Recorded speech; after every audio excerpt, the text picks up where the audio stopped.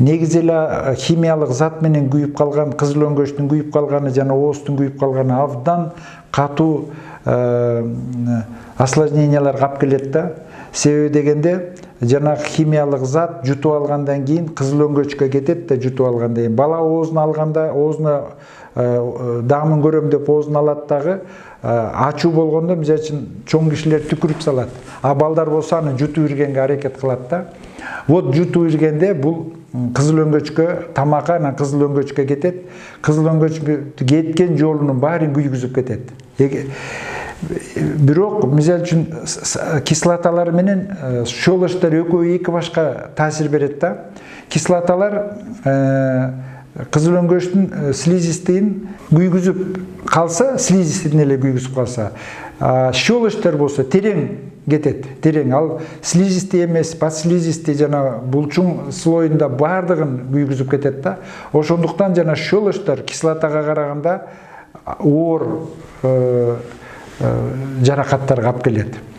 Биздин азыр мына кароодо азыр ушундай көп болуп кетти балдар. Өзгөчө мына щелочь менен жанагы казанды жууган атай раствор Аврора деп коет экен. Ушулдун мына магазиндерге чыкканына, сатууга чыкканына бир 10 жылдай болуп калды.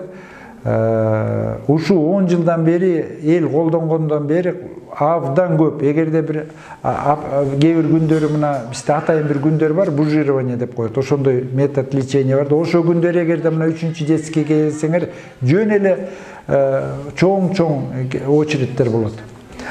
Эми анын алдын алуу иши ушуда. Эгерде ушу химиялык заттарды колдонсоңор, уксусный кислота жанагы помидор, бадыраң салит эткенде, эми аны колдонуш такыр эле арге кереги жок, бирок билбейм эмне үчүн бизде ошону колдонот. Ошол колдонгондо анан жанагы казан жууган жана Аврораны азыркы мына 3-4 бала катар менен түштү. Азыр бир зат сатат экен, химиялык зат. Машиненин моторун тазалайт экен, сыртын. Ушундай бөтөлкөдө сатат экен, немеге окшош, Кока-Колага окшош.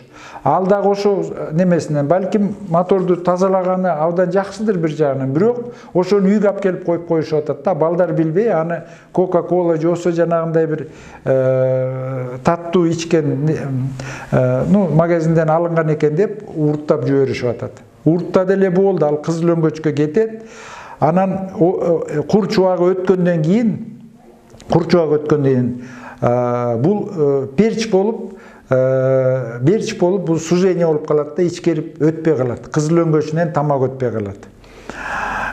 Бул оору сөзсүз операция жасаш керек, бужирование кылыш керек, өзгөчө 2-3 степени болгондо. Ошондуктан бизде дагы лечение 1-чи күндөн баштайбыз, эгерде бизге убагында түшүп калса.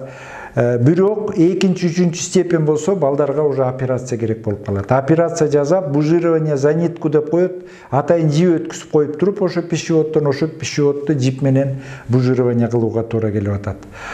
Абдан оор оору. Эгерде ушундайга жабыркаган балдар 1 жылда, же 2 жылда, же 3 жылда дагы айып кеткендер.